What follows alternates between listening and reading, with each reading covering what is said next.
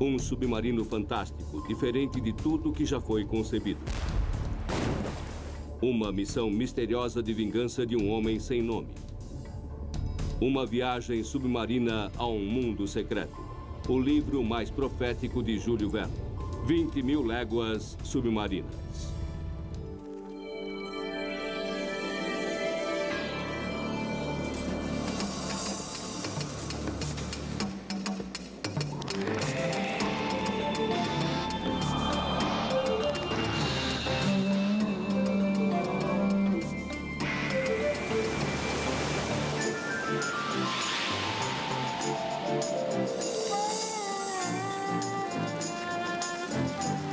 Grandes livros. 20.000 léguas submarinas é uma jornada de um perigo angustiante. Uma viagem pelas ruínas perdidas de Atlântida.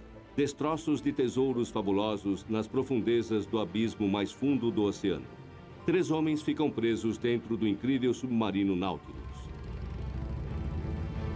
Seu captor, um rebelde sem causa do século XIX. O misterioso Capitão Nemo. Os navios de um inimigo desconhecido caçam o Nautilus enquanto um desejo insano de revanche motiva o Capitão Nemo. Encurralados num mundo além de sua compreensão, os 3 reféns acabarão por enfrentar o monstro mais famoso de Verne, a Lula gigante. Porém, os terrores de sua viagem são recompensados pela jornada épica que o aventureiro submarino Nemo os força a experimentar. Uma viagem às profundezas, que na verdade seria uma jornada à exploração futura do fundo do mar. Os poderes proféticos de Verne fizeram dele o pai da ficção científica e transformaram sua história em um dos livros mais vendidos de todos os tempos. Did this man have a magic mirror? Did he look into the future and see what was actually going to happen? It must have been a fabulous ride to go on with him, the beginning of science fiction. Almost every commercial aspect of underwater exploration was foreseen in this book. It's absolutely amazing. First of all, submarines, self-contained underwater breathing apparatus, scuba. Aquaculture, shipwreck exploration. It was really almost a Da Vinci kind of prophecy.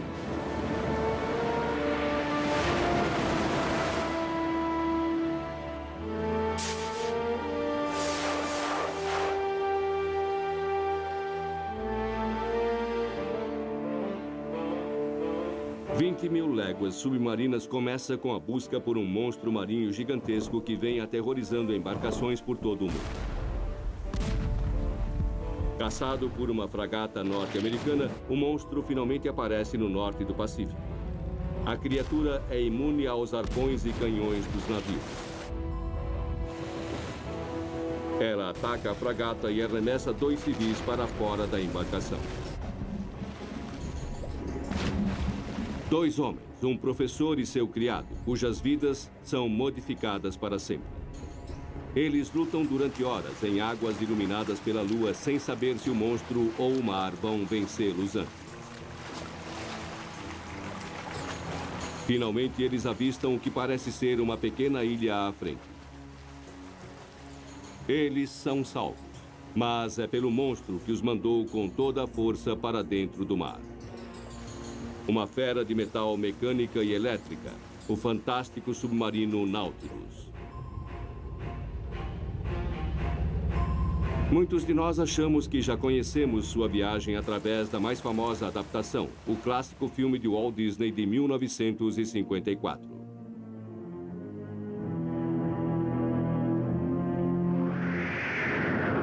The most thrilling sequence ever photographed in motion picture history, the terrifying battle with the giant squid.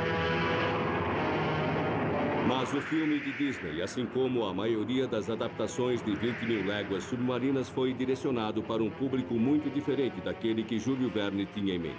It wasn't written for children, it was written for adults who were exposed to this exotic world that Verne introduced them to. But I don't think it was a children's book by any means. Frequentemente mal traduzido do francês, até mesmo o título do romance é mal interpretado.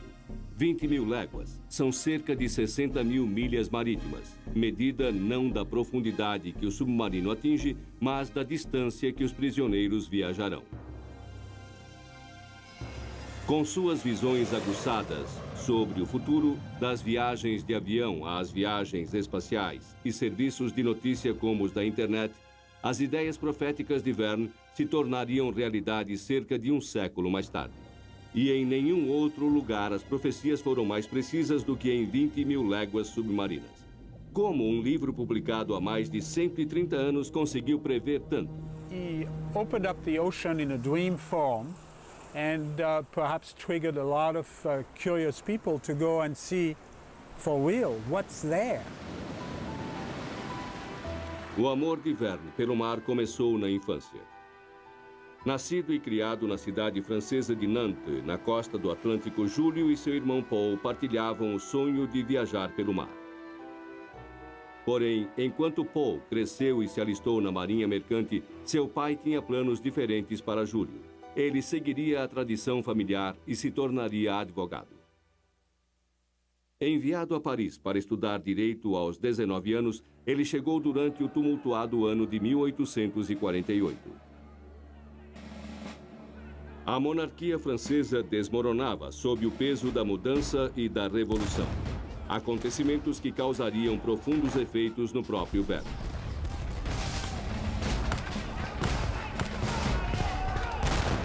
Jules Verne's move to Paris in his 20s, ostensibly to study law, was the great break in his life. That was the moment when he started to discover himself as a writer. In fact, he fell in with the Bohemian set. He was the classic starving artist in many ways, but in this milieu, he found himself. O jovem Verne decidiu tornar-se escritor, mas o sucesso demorou a chegar. Ele batalhou sozinho durante anos como dramaturgo até que finalmente começou a escrever romances. O resultado foi uma sucessão de livros com grande vendagem. Logo, Júlio Verne tornou-se o escritor mais popular do mundo.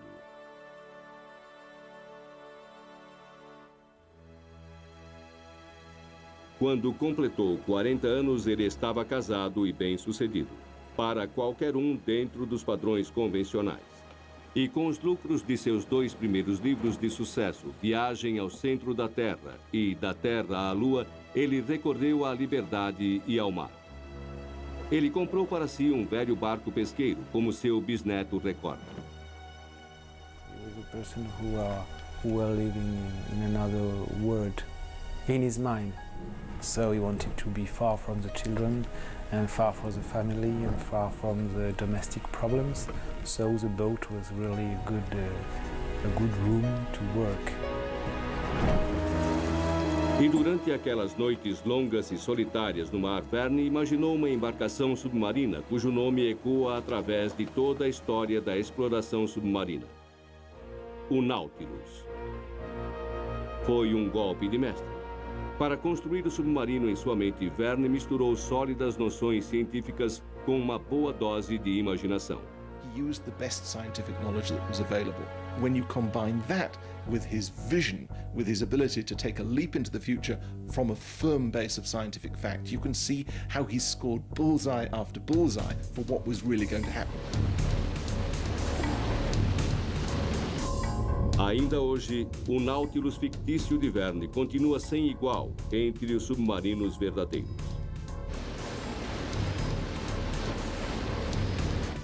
Os capitães Nemo amadores de hoje conseguem estudar as profundezas em confortáveis células turísticas, mas a exploração das profundezas foi de fato um dos maiores desafios do século. Mas foi só em 1933, cerca de 60 anos depois que o romance de Verne foi publicado, que Regan Beebe e Otis Barton realmente começaram a se aproximar vagamente das profundezas que o Nautilus havia atingido na ficção. Mergulhada no oceano próximo às Bermudas e segura por um cabo de aço, a batisfera de Beebe bateu o recorde incrível de 800 metros abaixo da superfície, revelando a cada centímetro um reino misterioso, tão inacreditável quanto Verne havia descrito. Today this may seem like nothing, but imagine being the first person ever to assault those depths and take those pressures and the darkness. And for all he knew, there was an animal down there big enough to swallow that thing and crunch it for breakfast. O ponto mais fundo do oceano só foi alcançado em 1960, quando o Trieste submergiu até incríveis 10.900 metros de profundidade na Vala Mariana, no Pacífico. 2.100 metros mais profundo do que a altura do Monte Everest. Mais de 1 tonelada de pressão espremia cada centímetro quadrado do casco de titânio do Trieste. I mean, it was the bravest thing it's possible to imagine. Why don't we just lower this thing 7 miles down into the ocean and see what happens and see what you can see down there? It's quite an extraordinary thing. And I'm sure presaged by 20,000 Leagues Under the Sea. Mas o Nautilus de Nemo ia mais fundo. Ninguém sabia qual era realmente a profundidade do oceano. Verne estimou que fosse de cerca de 14.500 metros, e ele encheu o fundo do mar com gigantes do passado primordial. Criaturas que um prisioneiro do Nautilus tinha sonhado em ver. O professor Aaron Axe, especialista em biologia do fundo do mar. Aaron Axe, o narrador da história, foi baseado no próprio Verne. E, de fato, o autor posou como o professor para as ilustrações originais do livro. Sempre ao seu lado, seu fiel criado, Conselho. Porém, estes dois homens não foram os únicos prisioneiros do Nautilus. O arpoador de seu navio, Ned Land, também foi arremessado ao mar e resgatado pelo Nautilus. O professor, seu criado e o marinheiro encontram-se trancados em um porão de aço, diferente de tudo que já tinham visto. Um membro silencioso da tripulação serve-lhes uma refeição nutritiva, porém estranha, que lhes fornece as primeiras pistas sobre a milagrosa nave que lhes serve de prisão. A letra N e o lema em latim, mobilis in mobile, móvel em um elemento móvel. Entretanto, Ned Land não está convencido da aparente hospitalidade de seus sequestradores e ataca um membro da tripulação numa tentativa afoita de obter liberdade.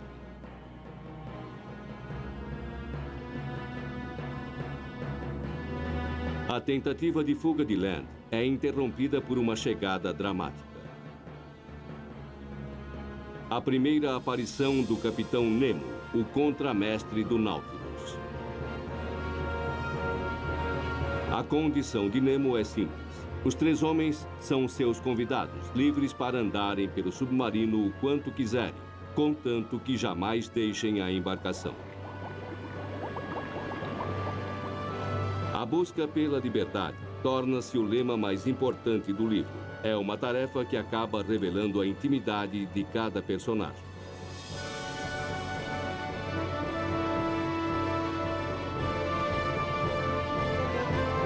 Para o completo espanto dos três prisioneiros, sua prisão é uma embarcação fabulosamente luxuosa. Há nela uma vasta biblioteca e um museu contendo espécimes de criaturas exóticas e peças de arte inestimáveis. Uma cadeia submersa que fornece uma visão rara de um reino que nenhum ser humano havia visto antes. Nemo avisa seus convidados.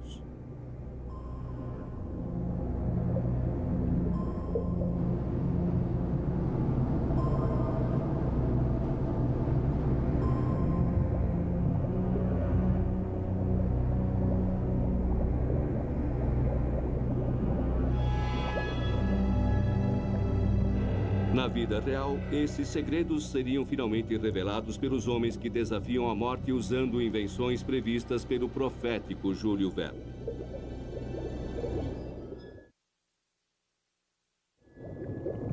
Todos os anos, milhões de pessoas mergulham em um mundo desconhecido, atraídos pelos silenciosos mistérios desse mundo.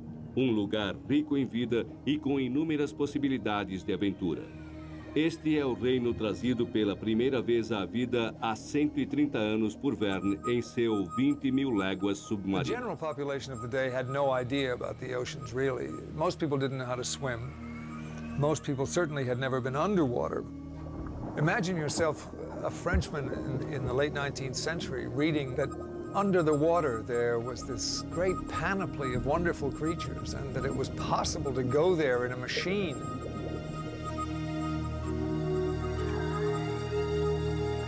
Feito em 1916, apenas uma década depois da morte de Verne, este filme sobre as 20.000 léguas foi o primeiro grande espetáculo com efeitos especiais no cinema antigo. O maior triunfo foi o famoso grupo de caça submarina do livro, uma cena que exigiu técnicas revolucionárias que incluíram a primeira filmagem submarina já realizada. Mas o legado de Verne fez mais do que inspirar diretores de cinema. O grupo de caça submarina apresentou uma ideia revolucionária, mergulhadores que conseguiriam um dia nadar nas profundezas, independentes dos cabos de respiração que os conectavam à superfície. Atualmente, esses trajes antigos de mergulho se tornaram artigos valiosos, principalmente na terra natal de Verne, a França, com uma antiga tradição na história do mergulho. Esses trajes ofereciam pouca mobilidade. As botas pesavam como chumbo. Eram feitos de lona maciça e capacetes característicos de metal que recebiam ar de uma bomba na superfície. Apesar disso tudo, eles permaneceram praticamente inalterados até depois da Segunda Guerra Mundial. Como foi que Verne, escrevendo quase um século antes, concebeu os mergulhadores de Nemo se movendo livremente sobre o fundo do mar com seus próprios suprimentos de ar?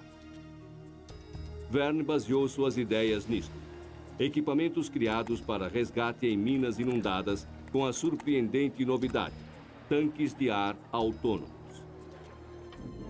Transformado por sua imaginação em trajes de mergulho no fundo do mar, o protótipo fictício de Verne se tornaria o santo graal da arte do mergulho por décadas futuras. Isso finalmente tornou-se realidade 70 anos mais tarde, com a invenção do cilindro de mergulho por Jacques Cousteau em 1942. Assim como Nemo, Cousteau e seus filhos encontraram o fundo do mar coberto com riquezas do passado.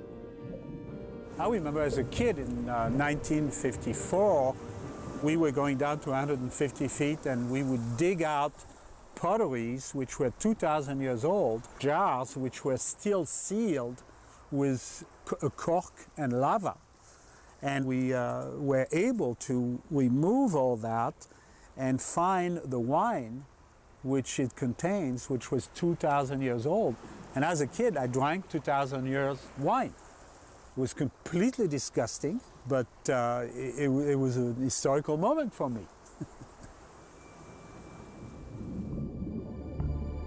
Mas atingir as profundezas extremas que Nemo e seus mergulhadores alcançaram provou ser um desafio muito maior do que Verne chegou a suspeitar. A pressão extrema e a necessidade de longos períodos de descompressão significam que a única maneira de se ter acesso fácil às profundezas seria fazê-lo com submarinos ou submersíveis, levando sua própria atmosfera com você. Isto é exatamente o que uma nova geração de máquinas submarinas faz. Máquinas que teriam fascinado Júlio Verne. Máquinas como o traje Newt, um traje espacial para o oceano profundo, e uma coisa mais estranha chamada Wasp. Wasp, ou vespa, assim como o inseto que empresta seu nome, consegue flutuar, mas dentro da água. Seu ocupante consegue olhar atentamente as criaturas do outro mundo presentes nas profundezas, sobre as quais Júlio Verne só ouvira falar em antigas histórias de pescador. Formas de vida bizarras, parecidas com extraterrestres que se adaptaram a um mundo escuro gerando sua própria luz. Uma capacidade chamada de bioluminescência. Fascinado por esta estranha capacidade de emissão de luz, Verne não conseguiu resistir e imaginou tubarões gigantes e bioluminescentes, monstros que Aronnax descreve como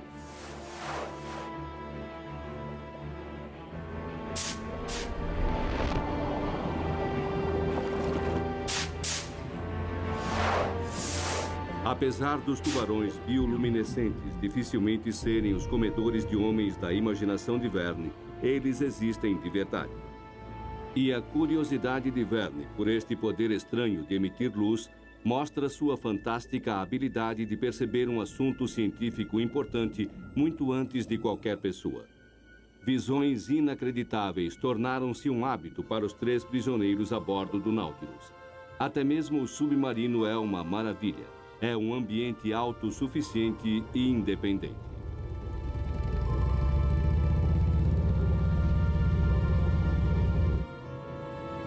Nemo gaba-se de que tudo que há dentro do Nautilus é obtido no mar. Comida, roupas, energia, luz, papel, tinta e até os charutos que ele fuma são feitos de álcool. A ciência moderna ainda não alcançou as ideias mais ousadas de Nemo. Ainda não conseguimos cultivar uma pérola gigante ou fazer charutos de alga. Mas as últimas expedições às profundezas do oceano confirmaram as grandes expectativas de Verne quanto aos segredos escondidos no mar.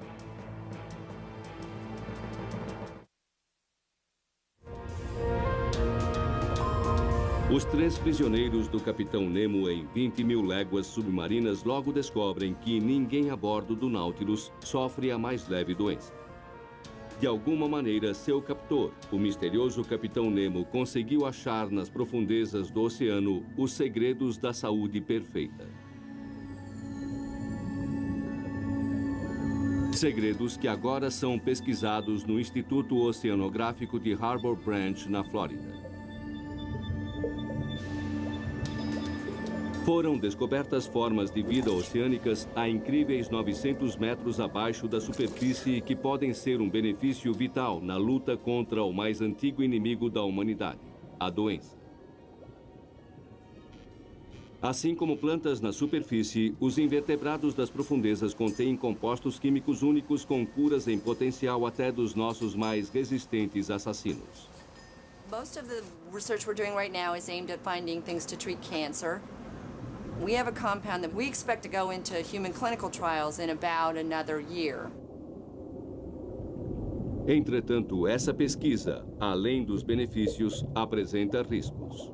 There actually are marine natural products which do cause cancer, and so you want to make sure that you don't give yourself cancer while you're trying to cure cancer. That would be kind of defeat your purpose, I guess. The sea is absolutely chock full of viruses. It's full of microorganisms. What one thinks of as clear, beautiful seawater is alive with microorganisms. And in many cases, these viruses are lethal, not necessarily to human beings, but there are long histories of viruses that are killing off seals and sea lions and dolphins, and largely, I think, as a function of human interference. Júlio Verne é lembrado como um defensor do progresso tecnológico, mas ele também estava ciente dos seus perigos.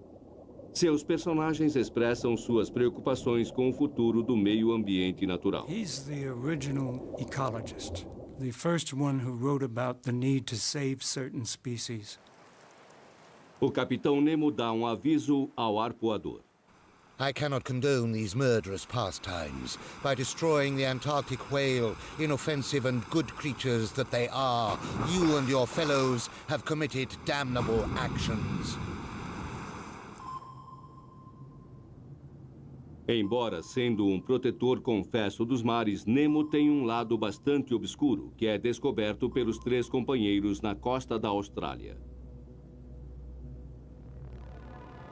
Eles são drogados durante uma refeição e aprisionados novamente enquanto o Nautilus embarca em uma missão secreta de vingança.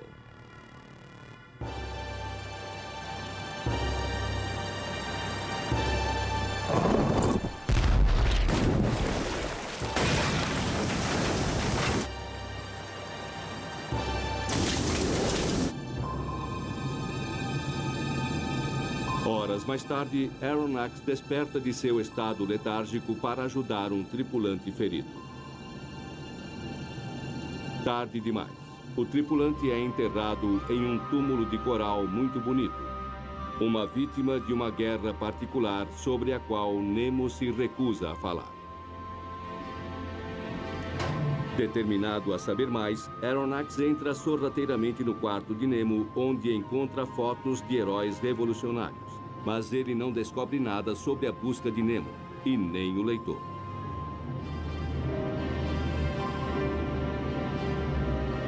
Por que Verne deixa tanta coisa sobre Nemo sem explicação? A resposta está com o editor dele, Júlio Hetzel. A primeira versão de Verne para Nemo era de um polonês que luta pela liberdade, um homem levado ao exílio depois da derrota de seu país e o assassinato de sua família pelos russos. Mas o editor rejeitou totalmente a ideia. And Hetzel pointed out, if we publish the book as you've written it, we'll both go to jail. Because Napoleon III has signed a pact with the Tsar, a treaty of friendship. You start criticizing the Tsar of Russia. Napoleon III turns to us and say, you are humiliating my ally. What do you think, Jules? Should we put this book away in a drawer, or are you prepared to make some changes to get a bestseller? Nessas circunstâncias, Verne é obrigado a fazer de Nemo uma figura mais distante e misteriosa. No final, a mudança criou o segredo do encanto do capitão. In Nemo, he did develop an archetype of the brooding, slightly Byronic hero, the man with a deep and wounded past, the man of steely resolve. And in some ways, the less we know about Nemo's inner depths, the more we speculate, the more we're drawn into who is this man, what really makes him tick. O motivo que fez Nemo abandonar a superfície permanece desconhecido. Sabemos apenas que seu amor pelo mar é motivado por um passado trágico e um desejo ardente de liberdade.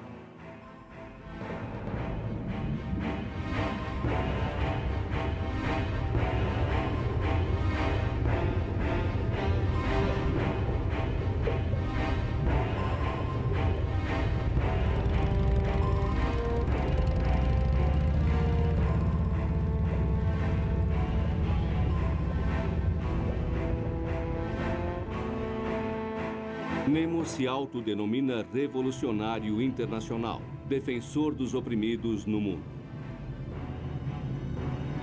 Na costa de Creta, no Mediterrâneo, o Nautilus para descarregar uma fortuna em tesouros. O dinheiro se destina a rebeldes da ilha.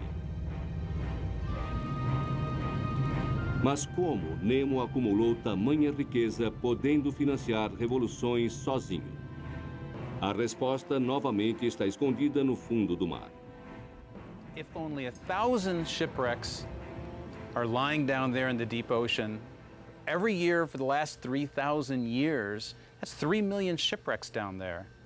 It could easily be 5 times that many. Chegando à Baía de Vigo, perto da costa da Espanha, Nemo e seus homens saem para a água para saquear uma frota espetacular de navios naufragados com tesouros.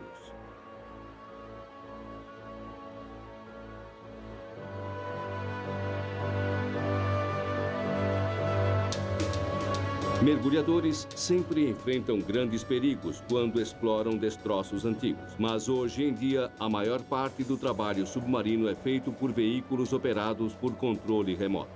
Nas águas traiçoeiras da Baía de Vigo, a região fictícia de caça ao tesouro de Nemo, exploradores de verdade já fizeram descobertas surpreendentes. The Tortuga shipwreck went down in 1622, so it's not too far off from the Vigo Bay shipwreck that Nemo used to fund his operations.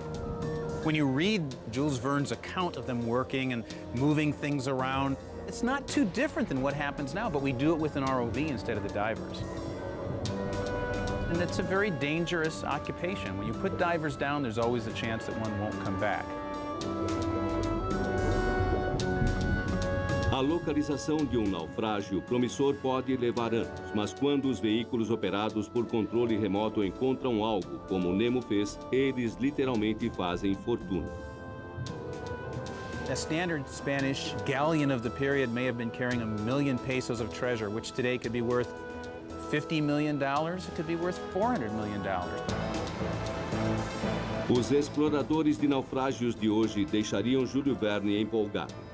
Eles combinam a aventura da caça ao tesouro com a vital pesquisa arqueológica.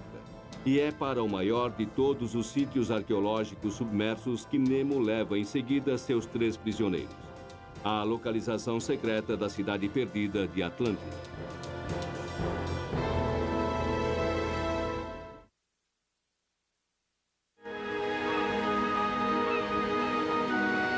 A busca pela civilização perdida de Atlântida atrai a humanidade desde que o filósofo grego Platão escreveu pela primeira vez sobre ela há 2.500 anos. Mas para milhões, a fabulosa cidade afundada foi apresentada pela primeira vez às suas imaginações pelo romance de Júlio Verne, 20.000 léguas submarinas. O capitão Nemo descobre Atlântida no meio de sua jornada de 20.000 léguas submarinas ao redor do mundo.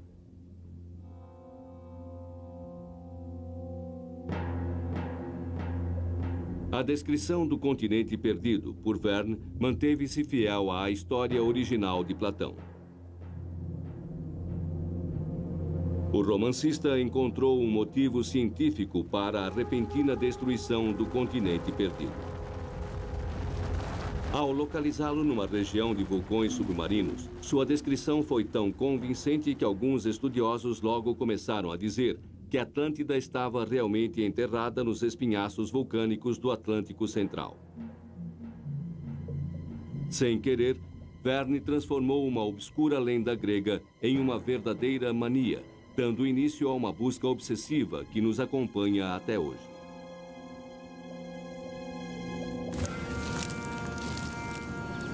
As ideias de Verne sobre Atlântida surgiram durante sua primeira viagem ao exterior, 10 anos antes da publicação de 20.000 léguas submarinas.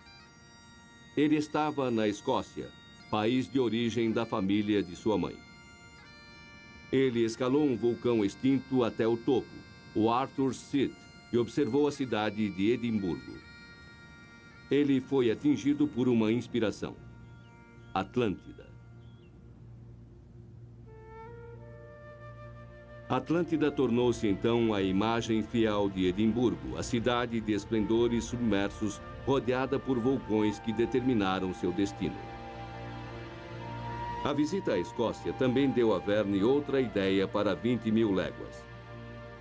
Ele encontrou lá o nome de seu personagem principal em um lema de um castelo em Edimburgo: Nemo me impune lacessit.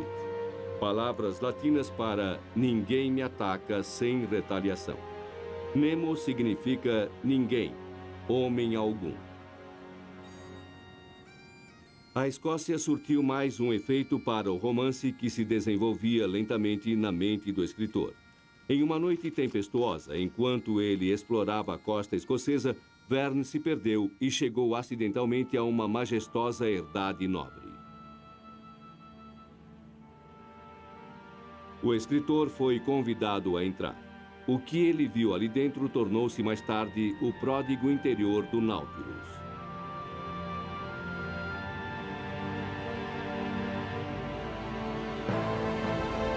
A inspiração para o exterior do Nautilus veio com a Guerra Civil Americana. Em 1864, Verne mal tinha começado a escrever seu romance. Desesperados para impedir a superioridade nortista no mar, os confederados construíram um submarino verdadeiro chamado de Hunley. Mas depois de afundar 3 vezes durante os testes, ele explodiu em sua primeira viagem. No total, foram 23 mortes. Would have known about this and would have recognized, I guess, that you could take this concept and exaggerate it and build this 160-foot-long Nautilus. And this is part of Verne's charm, the ability to take a concept which didn't really work very well and kept sinking and turn it into the wonderful Nautilus. O nome Nautilus significa ninfa do mar. A graciosa Nautilus da biologia marinha usa câmaras de ar para controlar sua profundidade no oceano. Com o passar dos anos, ela deu seu nome a muitos submarinos de verdade. Posto em serviço ativo em 1954, o verdadeiro Nautilus logo quebrou o recorde da distância percorrida pelo submarino fictício, ultrapassando a marca de 20.000 léguas em meses.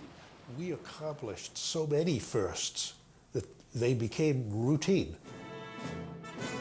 Porém, a Guerra Fria logo forçou o Nautilus a seguir em uma missão que não era nada rotineira. The Soviets are not standing still. They have demonstrated impressive advances in technology.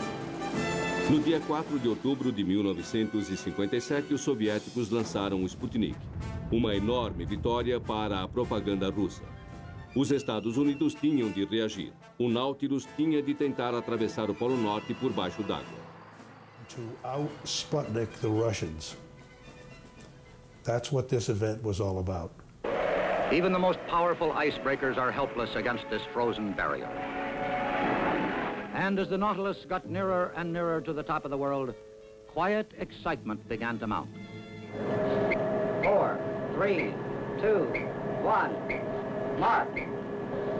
For the USA and the US Navy, the North Pole. Em 28 de julho de 1958, o USS Nautilus cruzou o Polo Norte por baixo d'água e entrou para os livros de história. Felicitações chegaram de todo o mundo, incluindo a cidade natal de Verne, Nantes. On her return to New York from England, Nautilus received a hero's welcome from a grateful American people. The citizens of New York raised their voices in congratulation, and their voices echoed throughout the free world. Os Estados Unidos tinham obtido uma vitória estratégica incrível sobre os soviéticos. Tinha ficado claro que o Nautilus poderia ir a qualquer lugar no mundo sem ter de subir à superfície. O USS Nautilus tinha resolvido o problema de suprimento de ar. Ele podia gerar oxigênio a partir da água que o circundava, enquanto que, para o Nautilus fictício, esse era seu tendão de Aquiles. Um fato que seria descoberto entre as camadas de gelo no Polo Sul. A região antártica era quase que completamente desconhecida na época de Verne. Parecia até parte de um outro mundo, e assim era um lugar ideal para que Nemo finalmente subisse para a terra firme e onde ele revela sua enorme vaidade. O homem que se opõe a todos os impérios não resiste à tentação de levantar uma bandeira própria, um sinal de seu poder sobre o continente indomado. Mas Nemo paga o preço de sua arrogância, e em sua viagem de volta, o Nautilus fica preso embaixo do gelo. Incapacitado de subir à superfície, o suprimento de ar vai se acabando. Aronnax desmaia, perdendo sua consciência. Para muitos de nós, a ideia de ficarmos presos em um submarino submerso é uma das piores formas de morrer, a maior das claustrofobias. Para quem está dentro de um submarino, este pesadelo é sempre possível, desde as muitas mortes dos pioneiros em submarinos até a recente tragédia com o submarino russo Kursk, que afundou em agosto de 2000, levando consigo todos os seus 118 tripulantes. Felizmente para Aronnax e seus companheiros, Nemo consegue o impossível. Atravessa o gelo, atingindo a liberdade do mar aberto. Libertados de seu túmulo gelado, o ar puro retorna ao Nautilus. A vida real é raramente tão misericordiosa. Em resposta a tais desastres em potencial, alguns afirmam que o futuro da exploração submarina pertence não aos vulneráveis submersíveis, mas à nova geração de veículos e robôs controlados remotamente. Mas será que até mesmo estas máquinas esperam descobrir o último monstro submarino desconhecido, a Lula Gigante, uma criatura imortalizada na imaginação do público por Júlio Verne?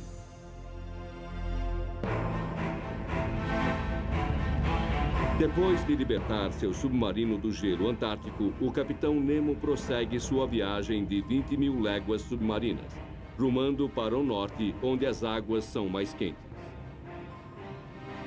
Ainda prisioneiros a bordo do Nautilus estão o professor Aronnax, seu criado Conselho e o arpoador Ned Land. Já foram percorridas 17 mil das 20 mil léguas da jornada quando eles chegam ao Caribe e suas esperanças de fuga são frustradas pelo encontro mortal com o oponente mais inesquecível de Júlio Verne.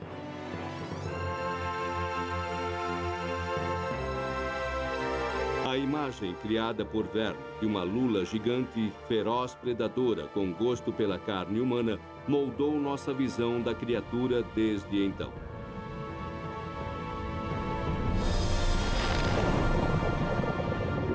I've always thought that one of the most wonderful elements of the giant squid is that it is really one of, if not our absolutely last dragon.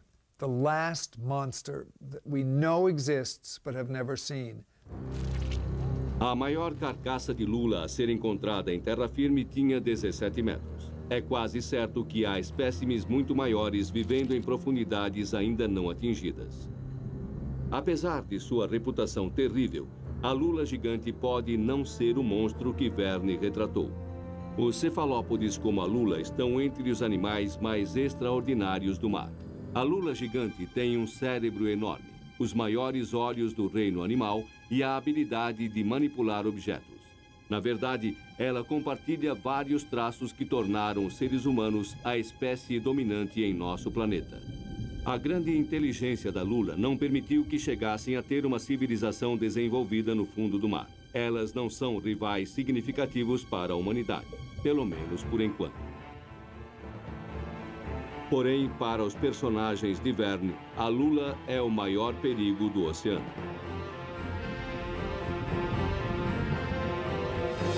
Invadindo o submarino, tentáculos e homens travam uma luta desesperada e violenta. O final da briga é descrito por Aronnax. Monsters, mutilated and terribly wounded, finally retreated. Captain Nemo, red with blood, stood motionless with tears flowing from his eyes. Nemo está prestes a descobrir que seu inimigo mais formidável não era, na verdade, o monstro, e sim os demônios de sua própria alma vingativa. O Nautilus navega mais uma vez em direção à Europa. Mas no Atlântico, o submarino encontra um navio de guerra. É o inimigo sem nome de Nemo. Imediatamente, o capitão é consumido por sua ira. Ele acerta em cheio o navio, afundando-o brutalmente, matando todos dentro dele. É um espetáculo sombrio que Aronnax testemunha em primeira mão. Este é o começo do fim. Nemo é dominado por seu remorso. Ele se retira para seu quarto, acabado, chorando sobre as fotos de sua família perdida. Nemo has finally realized that revenge doesn't get you anyplace. You set out to punish the atrocity maker and you become one yourself. And I think that's what Captain Nemo realizes at the end. O Nautilus se torna um navio fantasma. O único sinal de vida vem do som sinistro do órgão tocado por Nemo no meio da noite. Depois de 7 meses no mar, está claro agora para os 3 prisioneiros que chegou a hora de fugir, custe o que custar. A embarcação sobe à superfície na costa da Noruega e Aronnax percebe que o submarino está em uma rota suicida na direção do lendário remoinho Maelstrom. Os 3 companheiros se agarram a um pequeno barco a remo em uma última e desesperada tentativa de liberdade. Diante de seus olhos, o submarino é tragado para o centro do Maelstrom. As últimas palavras de Nemo ecoam nos ouvidos de Aronnax. God Almighty! Enough! Enough! Enough!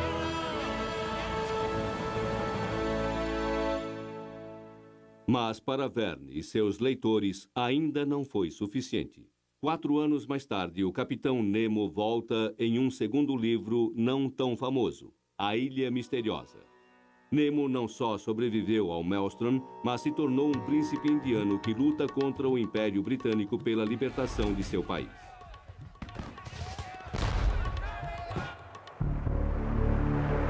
A embarcação de Nemo, assim como seu capitão, parece ter a habilidade de mudar com o tempo. No início do século XXI, o Nautilus foi reformado mais uma vez. This luxury vessel cruises 1,000 feet under the sea at 15 knots, sleeps 11, and is sufficient for transatlantic crossing. E os paralelos não param por aqui. We have one client that's interested in having us build them a submarine that would go around the world underwater. They would like to retrace portion of the Nautilus's route 20,000 Leagues Under the Sea.